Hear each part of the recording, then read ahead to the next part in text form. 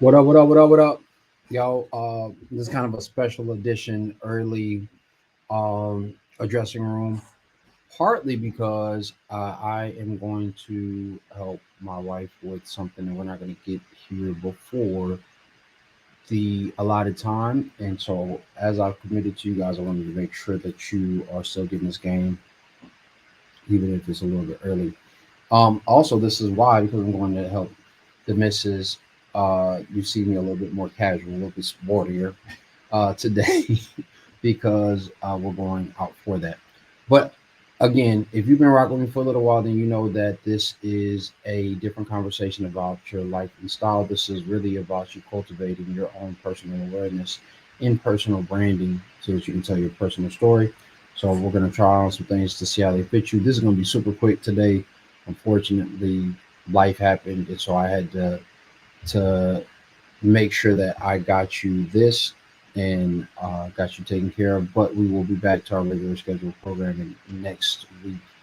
But today I wanted to talk to you about how you are presenting yourself, and are you thinking about your personal expression or your personal brand when you're stepping outside. You know that if you've been rocking me for a little while, every man has a story, and that story soon becomes history or his story. And it begins with our statement and style because a picture is worth a thousand words. And if we were to write out a thousand words, that would be a page. So every day that we step out, we are putting a page out on the narrative that we want to create for people to experience us with. And I started thinking about our personal brand, and I started thinking about how often guys want to get it right just from the get go, and they're afraid to develop, to change, to evolve, to transform how they were thinking about things before. And that transition can happen in very public spaces, right? And so a lot of guys are afraid to make these adjustments because of where they are. Just a quick story, I like telling you some stories. When I was first starting my style journey, I was not really that well known, but our town was not really that big. And so for my time all throughout high school, I was always the cat who was going to be in some t-shirts, basketball shorts, and basketball shoes. The people who know me now, it's always funny. They're like, I don't believe that. There's no possible way that that was what you used to wear. But I, tell them that's what my look was. That's what I would go to. And when I started to make this transition, even though it was for the better, I was trying to figure out what worked for me, what didn't work for me, how I was going to put things together, how I was going to afford to put these things together. But I knew that I wanted to make a transformation and a transition into the more sartorial space. And one of the hardest things to do in that space was to be authentic in that space because people were super critical. They were scrutinizing, and this wasn't like the public. If it would have been the public, I probably wouldn't care that much.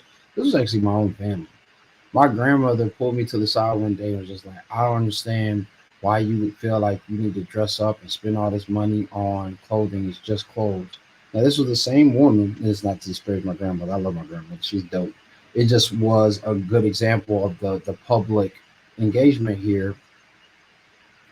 This was the lady who had told me, you know, when I was young and I was sagging my pants and wearing the basketball shorts and the basketball shoes and wanted to throw these things on to go to church or to just hang out because I was 14, 15, years old, that I needed to care about my appearance. And so at 19, 20, when I did start to care about my appearance, it felt like she was being hypocritical. She wasn't. She had her own viewpoints on how I was choosing to express myself, even if it was in a positive way. And so, because of that, the scrutiny for a time, for a small time, kept me from transitioning into the well dressed dude that you know today, right? It really held me back because I was afraid that I was going to be judged based off of my costume at the time. We'll talk about that in a second from the mental standpoint instead of my character, right? And so As I started to continue to cultivate the awareness, I started to realize that it is important, especially as we're going into 2025, for you to be comfortable developing your personal style in public, your personal expression in public, your personal brand in public. And I want you to think about three tenets. You know, I like to work in threes: consciousness, your construction, or your closet, and then ultimately the communication for how you should be showing up. The first thing that you have to think about is that this is a costume until it is your customary look, right? Until it's customary for you. So, what happens for a lot of guys when I put them in looks, they try on something and they immediately step into the mirror and they look at themselves and they say, dang, like, I didn't know I could look this good. Now, they don't say this out loud, but you can see it in their posturing, in their positioning. I didn't know that I could look like this. And I think to a certain degree that scares them. And it scares them because there's this experience that they know that they're going to have based off of what they're putting together that their new people haven't experienced because they don't know them. So for them, that is what is customary. But for everybody else, it seems like a costume. It seems like a mask. It seems like something that they are utilizing to cover something up, right? And so because of that, then they retreat. I remember when I first was starting to eat healthier and take care of myself and my body, I started to do like a raw vegan diet just to try it out, see what it was all about. And I remember at one point, 2 weeks in, my body was clicking. It was just running off of all of these nutrients that I was feeding myself. And I remember I felt better than I ever felt before. And I got scared. And I got scared because I was like, there's no possible way that this is sustainable, that I am able to operate at this level on an ongoing basis. And so I stopped. And I haven't gone back since, although I'm working on getting back to that, um, because of that feeling. And I think the same thing happens for a lot of guys when it comes to their personal presentation. They are afraid that this goodness, that this elevated mindset that they have is going to diminish their experience with other people. Like, oh, you bougie now, you're doing too much, you think you all that. Like any of these different types of narratives that start to play in the back of their mind. So you have to a certain degree, put on this costume, right? As we come into Halloween, got to put on this costume until it becomes so customary that people are like, oh, he always dresses like that. Because see, a year into me showing up the way that I was showing up, my grandmother wasn't saying anything anymore. The people on the street weren't saying anything anymore. So much so that when any new person would try to critique or criticize, somebody will pull them to the side and be like, bro, he always looks like that. He's always dressed like that. He's not extra. That's just who he is and what he represents, right? That's how he shows up and how he chooses to show up in the world. So I would ask you, are you still putting on a costume? And if you are, there's nothing wrong with that. But how can we get this to become customary for you? The more you are accustomed to the repeated movements, the more you're going to start feeling like yourself. This is why I always say try these things on to see how they fit you, right? And we all deserve to customize how we are going to show up and what we are going to represent in those spaces. So I want you to think about that on that side. The other thing that is also going to be very public is you're going to be trying things on. So as you move through your personal style, a lot of guys think and forget that this takes time. Even if you're working with a image consultant, when I'm working with clients, I like to set their expectations accordingly. Even if they have all the money to buy their clothes, if they have all of the money for the image consulting session, all these things still take time. They finish and then they're like, I thought I was going to have everything that I needed. And I'm like, you do have everything that you need, but you still don't know how to put these things together. The challenge for a lot of guys is that, and the challenge for me was having all of these different items and not knowing how they cohesively work together. So when I'm doing the service for somebody, I show them visuals of how these things work together. And even then, when they can see it, they question whether or not it's going to work. And so I have to walk through, this is a complementary color. This is why this is going to work with texture and based off of the seasonality of the garment, the structure and the silhouette that creates for the overall look. This is how it complements. This is how it contradicts, but creates something more interesting that is still going to create a unified type of look, right? So you have to understand that even if you have all of the components, the time that's going to be taking is in the awareness and then the proficiency of you being able to express it confidently and competently. So I want you to remember that even in that space, you're going to feel awkward in public and you're going to move slightly awkwardly in public. I remember I was helping somebody out with their look and they got a compliment. We put the look together. They were getting ready to go out for an event, but they weren't accustomed to compliments. And so this young lady, beautiful young lady, walks up to him, compliments him, and he's like, I, and literally just walked off. Didn't say thank you, didn't acknowledge it, just walked off. And I was like, fam, what's wrong with you? And he was like, bro, I didn't know what to say here. Like I was dumbfounded. And the longer that I stood there, the crazier I felt. So I just walked off. Right. And in the end, now he definitely doesn't do that. But in the end, he had to start to get comfortable with the compliments. He had to start getting comfortable with the new experiences and the new spaces that his image and the way that he viewed himself was going to be received and perceived, right? So a lot of people have to be prepared for the things that they are asking for, right? One of my OGs used to tell me, don't get to the table and then say you're full when you've been asking or you've been saying you're hungry, right? You got to eat whatever's there, right? And you got to be intentional about what it is that you're consuming. Because if you're going to fill yourself up with junk, then you've done yourself a disservice, right? You're full, but you're full of junk. But if you're saying, look, I'm going to feed myself or I'm going to show myself as a man of quality, sustenance, and means, right? It means doesn't necessarily mean financial means. It may be intellectual means. It may be social means. There's all these different types of things that you can leverage.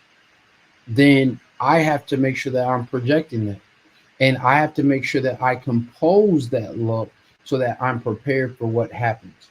There's going to be some people who are the connectors, and they are the people who know how to fall into the background. So everything that they utilize, that they wear, that they express, allows them to be a connector. Man, that's a really dope shirt that you have on, but not like, oh, whew, man, that shirt is hard. Where 5 or 6 people are coming up to you like that. It may only be 1 or 2 people who are confident but are a little bit more withdrawn or a little bit more introverted that allow you to say, "Oh man, I appreciate it." Also, what's your name? What you do? Woo, woo, woo. Yo, I got somebody that you should meet. It's the initiation that creates the connection, that creates the camaraderie for other people to utilize you, for you to have then value in the marketplace, right? In the social marketplace or the professional marketplace. So you want to again be accustomed to your costume till it becomes customary.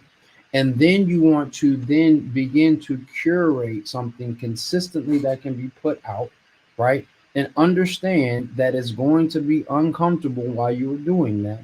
So that lastly, you can begin to condition the public for what it is that you're communicating, right? So there's been numerous times where if I am in New York, if I'm in New Orleans, if I'm in Austin, if I'm in Atlanta, if I'm in LA, that people will expect me to show up differently based off of where I am. And there is some truth or uh, there is some,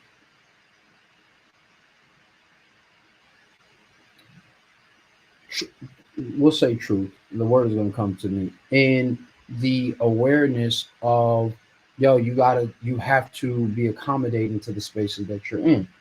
But that doesn't mean that you switch up who you are. Just because I'm going back home to Austin doesn't mean that I need to throw on cowboy spurs and cowboy boots, jeans, and a cowboy hat. It's not what I wear. But I do need to pay attention to the space that I'm going to be in. It's hot, it's dusty in Austin, not so much anymore. But there's different climates and cultural climates that are going to be different that I need to pay attention to.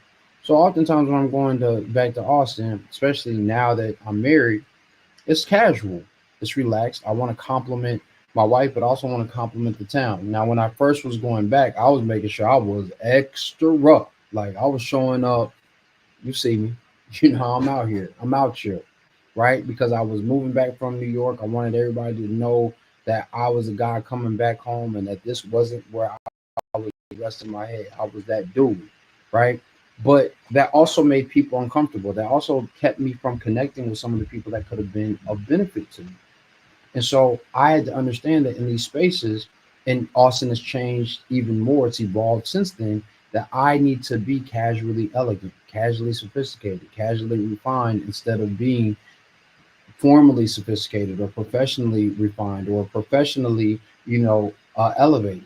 That there's so many ways that you can do that quietly without it ostracizing or abandoning the opportunity for me to connect with others. And if I'm able to do those things, if I'm going to then Miami, or I'm going to New York, or I'm going to New Orleans, or I'm going to LA, right? If I'm able to maneuver in those spaces and understand that it's not the pieces, but it is the collection and the curation of how I'm putting together the look, that I really start to leverage how people experience me. Because consistent communication just expressed in different ways.